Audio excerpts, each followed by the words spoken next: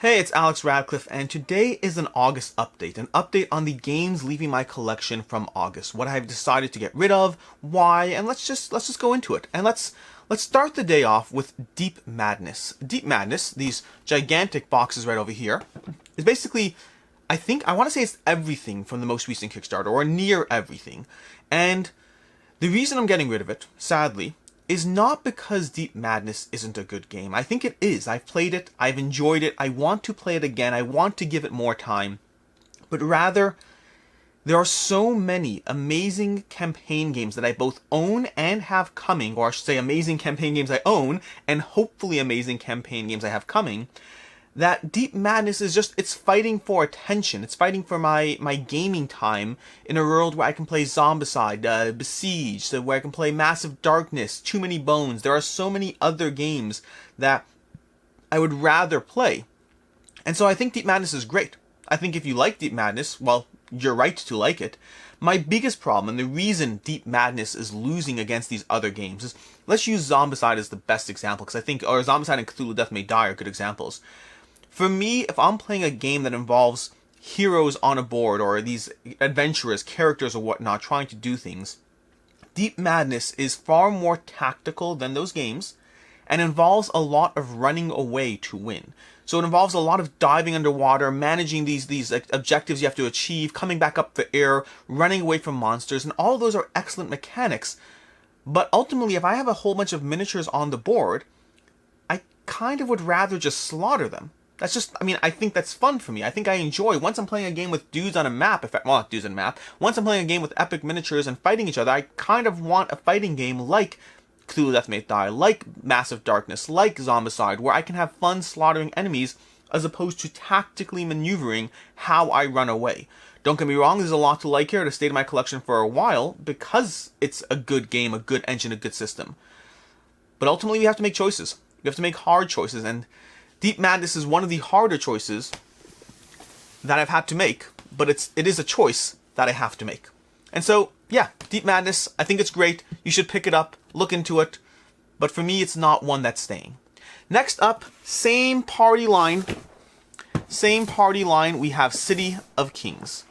City of Kings is another game that is a victim to the fact that too many games, too many giant epic box games. I have a lot more room and patience for smaller games that are played, one session at a time and don't require diving into. Because I can allocate more energy. I can play a game like, I don't know, what's a game on my shelf? I can play a game like twice a year and be satisfied that is delivering the experience I want from it on my shelf. Versus longer games, bigger box games, I kind of feel like I need to play them more often to really get the most out of them. And in the case of the City of Kings, unfortunately I haven't played this one. Sadly, I got this one because of comments on the YouTube channel, because of comments saying I should give this a shot based on the games I like. And I got it, I've read the rulebook, I'm intrigued, I am, don't get me wrong, I would love to keep it, I would love to play it. But again, I'd rather play Too Many Bones. I'd rather play Mage Knight. I'd rather play Gloomhaven. And I say that with the understanding that I haven't actually played City of Kings, so I am limited in the opinion I can give. I've heard a lot of good things about the game. I have. I've also heard enough mixed reviews, enough negatives that don't make it a bad game, but that make me feel like my time for now is better spent elsewhere. So, as much as I like the concept of City of Kings, as much as I think it might be a great game for me, for the channel, for whoever, for you perhaps, it is sadly a game that, for right now, won't last. From there we have Mombasa. Mombasa is one that I've talked about before in my top 10 games that I least want to play from my unplayed games. And Mombasa is one that I was convinced to keep to a degree. But at the end of the day, I find that no matter how many times I look at the shelf, no matter how many times I sit there and try to struggle and balance with which games I want to hit the table, which games call my name, which games are making it to the queue, and keep in mind, I still have new games coming in, and with COVID, I have less time to play them. Mombasa is leaving my collection for now, and it's going on my magical list of games I eventually want to get back again, which sometimes I actually do, but more often it's just a process of making it easier to get rid of games. Mombasa has not been played.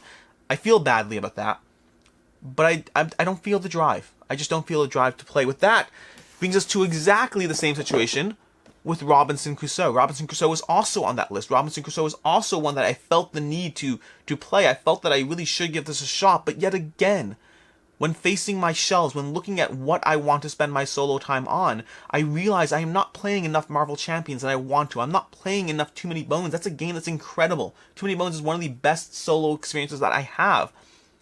And I can't imagine pulling off Robinson Crusoe in place of Too Many Bones, let alone the unplayed solo games. Quad Heroes is a game I want to get to the table as well. I'm looking forward to that. They just announced a new Kickstarter. There's a lot of decisions to be made here, a lot of decisions to be made in this space, and Robinson Crusoe, again, is going on that magical fairy list of games I will eventually get back. Next up, we have something new, which is Unfair, which I actually just got a comment on my channel the other day, which is a comment about the fact that they saw this on the shelf behind me and they were wondering what my opinion of it is. My opinion is it's good. I like it. I think it's a solid system. I've enjoyed it the several times that I've played it. It's more of a family weight game for me. It's more of a game that I wouldn't pull this out at game night. It falls into a family weight category with a decent amount of take that in the game, although there are elements of the game that you can play that take away the take that. They take away the take that. But Unfair is a game where you are building an amusement park. It's card-based. It's all card-based. You're building an amusement park. You're acquiring cards. You're trying to build out various amusement park rides or mechanics or employees and staff and different things that will lead to the best amusement park while simultaneously just screwing with your opponents just enough that it's frustrating, unless, of course, you have the World Peace event, in which case it's a little more friendly, or less not friendly, I should say. But Unfair, while I do like it, while I think it's a solid system, I don't think it does anything that makes it stand out. It has lasted on my shelf as long as it has, not because of the quality of the game. It's a good game. It's a solid 7 for me. But because my daughter wanted to keep it. And so as long as she held on hope to the idea that we would play it, I let it stay on the shelf. But then in one of my more recent purchases, I asked her again, do you think that this is a game you want to play? And she reluctantly acknowledged that for right now, it isn't. For right now, it's not a game she feels the need to pull out, despite the fact that sadly we got the expansion and never actually played that. Unfair is an interesting game. It is beautiful art. It has simple yet engaging mechanics. I do recommend it as a great family weight game, with the acknowledgement that it might be a good family weight game to introduce take that mechanics, because it does have take that mechanics. From there we have Palm Island. Palm Island is a solo game that it's solo and cooperative, solo and 2-player competitive game, where I have gotten this game twice now, and I'm getting rid of it for the second time. And really that's just having second thoughts. I do that from time to time, especially with more accessible games, although the truth is that's not true. Across the board, I have second thoughts on games all the time. But Palm Island is a game that I got it, I played it once, I enjoyed it and got rid of it, and then I got it back, played it again, enjoyed it more, and am still getting rid of it. In Palm Island, you have a hand of cards that you hold in your palm. Clever name, huh? Palm Island. And you're going to be rotating those cards to turn them into different resources, and then using those resources to pay for other rotations. It is a very clever system. I think it's an excellent system. It has the distinguished, I guess, something or other of being a game you can just carry around and literally play it while standing in line wherever you are. And it comes with a smaller box version or waterproof box version and whatnot. It has a great degree of portability. I do recommend it as a great travel game, but for me in the travel category, I prefer games like Sprawlopolis if I want something solo, because Palm Island, while enjoyable, I don't find it enjoyable enough. Now, I don't know why that is. If someone told me this is one of their favorite solo games, I would have no problem believing that. It does have a very simple and engaging mechanic of rotating resources, turning cards into resources, upgrading those cards, and continuously rotating them across 8 rounds until you can score out your system and whatnot. I think my biggest critique, my biggest complaint, is while there are decisions to be made in this game, I don't know if I feel the decisions are particularly meaningful or inspired.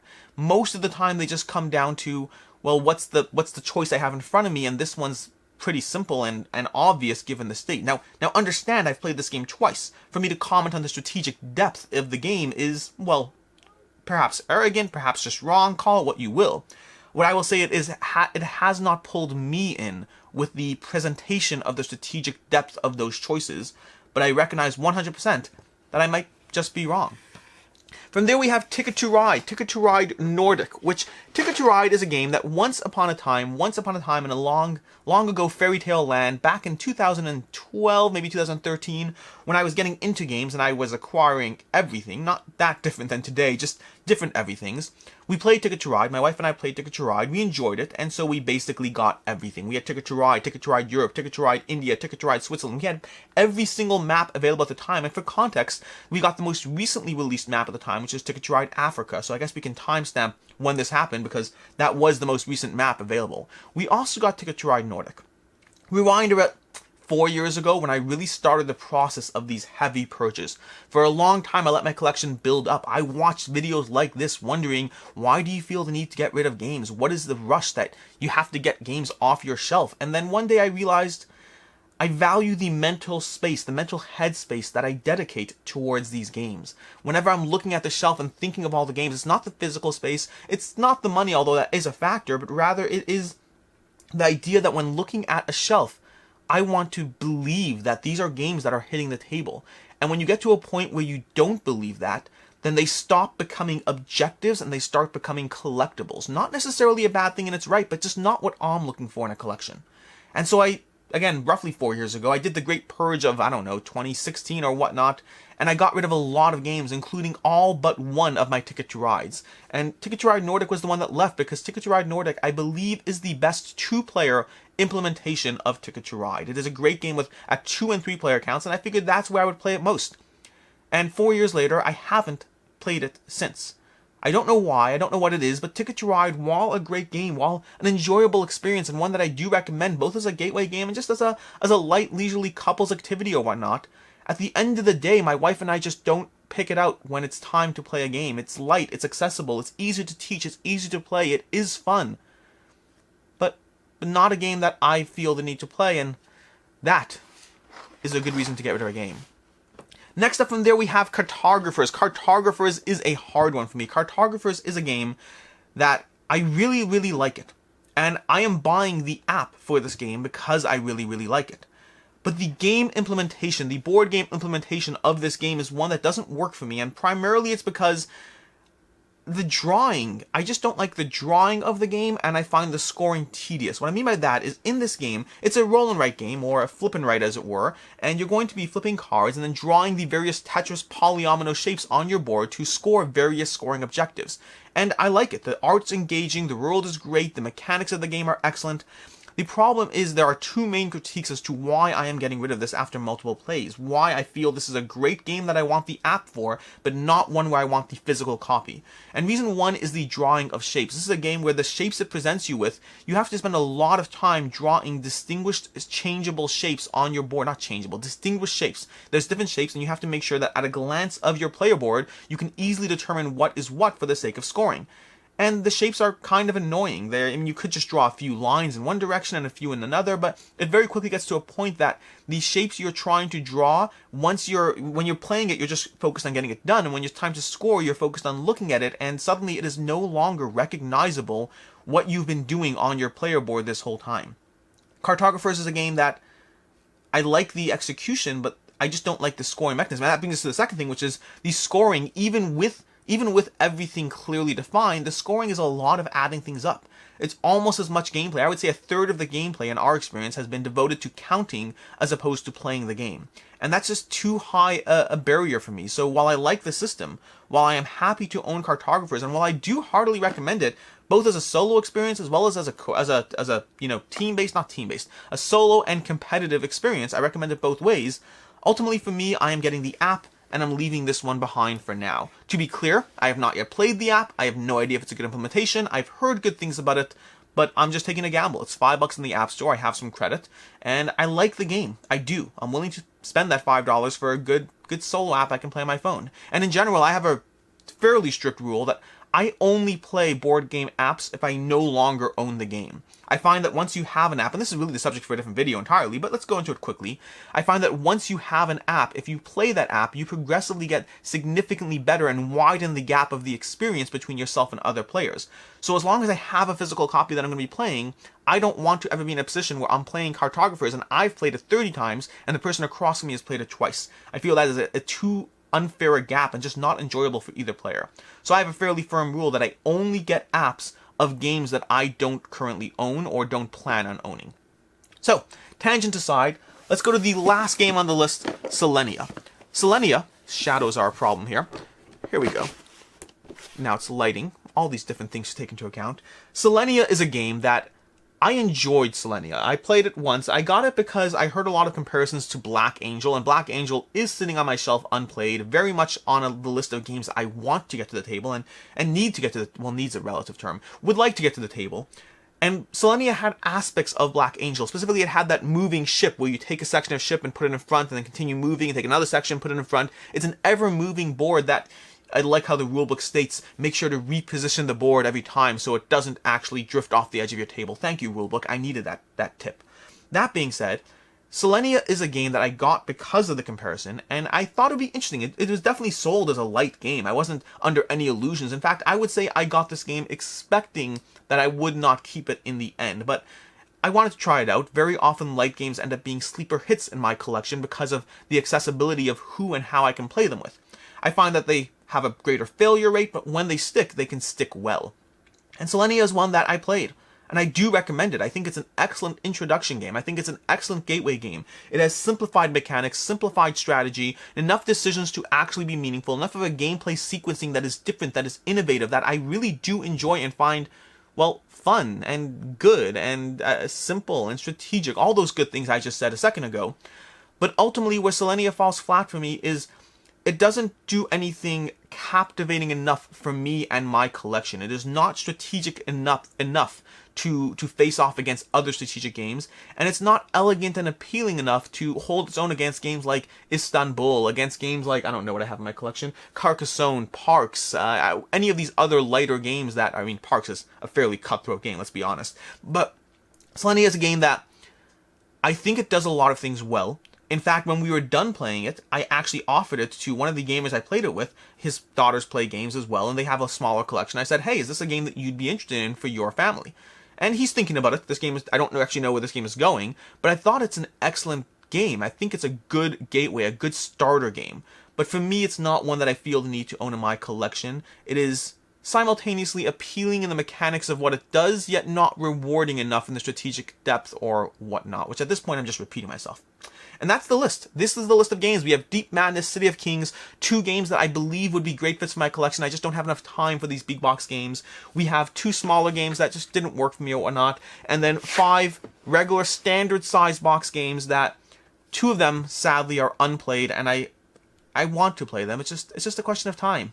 And the other 3 I am con-marrying and saying thank you for the time, thank you for what you've given me, and it's time to move on.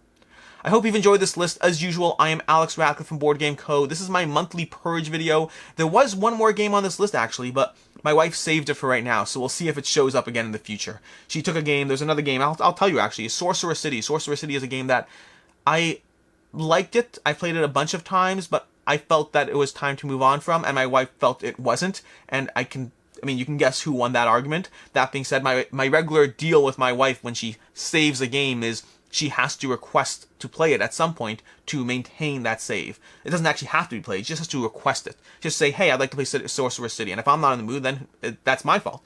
But we all go through these phases of where we want to keep things, but we don't actually execute on our goal to play those games. In any case, as usual, I am Alex Radcliffe from BoardGameCo. I hope you enjoyed this video. If you like these kind of monthly purge lists or whatnot, subscribe down below. I do one of these every single month, and then the rest of the month I talk about Kickstarter, game topics, top 10 lists, all kinds of fun and interesting things, or at least I think they're fun and interesting, because after all, for me, this entire channel is about having fun. Until next time, for the 3rd time, I am Alex Radcliffe from BoardGameCo, and I hope you have a good one.